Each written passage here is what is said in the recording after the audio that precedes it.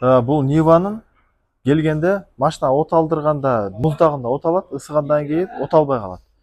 Анан кээде айдап баратканда деле өчүп кала берет. Бунун эң алгач текшерип баштаганда биринчи бензинди текшерип, бензин бар, ысыганда бензин насос отказ берет. Андан кийин катушканы өлчөдүк, катушкада импульс барбы, жокпу?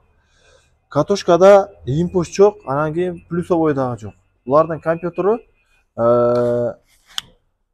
отключка кылып коет экен. Эмне болгондо мынакей датчик коленвал бул жакта, мынакей датчик коленвал ушул жерде турат, бир саморез болт менен бошойт.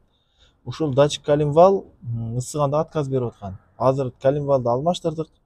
Полный бул жакта импульс дагы келди, плюсовой дагы келди, форсункага дагы. Көп адамдар мына ушундай случайда мына катушкага же форсункага плюсовой тартып коет. Бирок ал менен машина жүрбөйт. Эмне үчүн десеңер, плюс тарткандан кийин бирок долгий запуск болуп калат. 3 секундтан кийин жүрөт. Ошон үчүн өзүн устранить этиш керек. Буну блокировка компьютерден кылат. Ошон үчүн точно чыгарып текшересиңер датчик коленвалды. Буларда Нива, Тайга жаңыларда ушундай больной проблема бар. Ошо коленвал датчикти кызыганда отказ берип калат.